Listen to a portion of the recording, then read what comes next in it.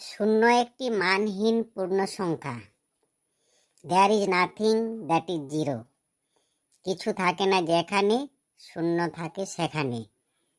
আরও সহজভাবে বলি, যেথায় ফাঁকা যেথায় খালি সেথায় শূন্য আমরা বলি। শূন্যের কোনো মান নেই, মানহীন সে হয়। যেখানেতে থাকে না কিছু, শূন্য সেথায় রয়। যোগ অঙ্কে শূন্যের ভূমিকা। শূন্য থাকলে মজা ভারী খাটতে হয় না, শূন্য ছেড়ে করলেও যোগ ভুল হবে না। শূন্যের সাথে সংখ্যার যোগে ওই সংখ্যাই রয়, সংখ্যার সাথে শূন্যের যোগেও পরিবর্তন না হয়। যোগে যদি শূন্য থাকে সেখানটা ফাঁকাই থাকে, তাই 5 যুক্ত শূন্য সমান 5ই হবে, 10 যুক্ত শূন্য সমান 10ই হবে, 12 যুক্ত শূন্য সমান 12ই হবে।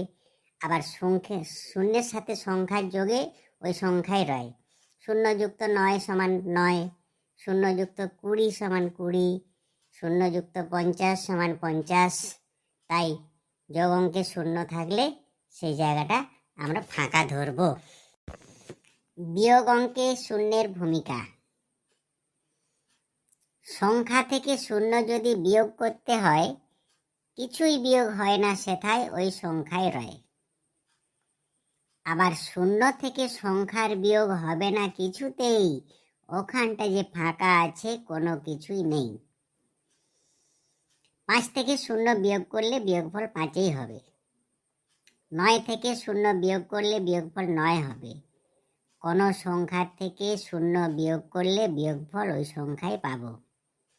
আবার 0 থেকে কোনো সংখ্যার বিয়োগ হবে না, কারণ ওই জায়গাটা ফাঁকা, কোনো কিছু নেই। কোনো কিছু না থাকলে আমরা কি বিয়োগ করব? তাই মনে রাখবে, বিয়োগ অঙ্কে শূন্য মানে সেই জায়গাটা ফাঁকা থাকে। গুণ অঙ্কে শূন্যের ভূমিকা। গুণ অঙ্কে থাকলে শূন্য খাটতে হয় না, শূন্যের গুণে শূন্য হয়, অন্য হয় না।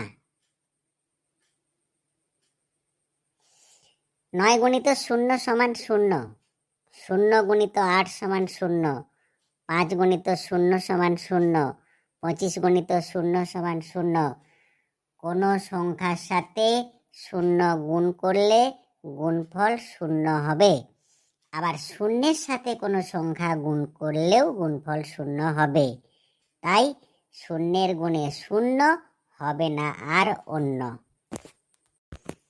ভাগ অঙ্কে শূন্যের ভূমিকা।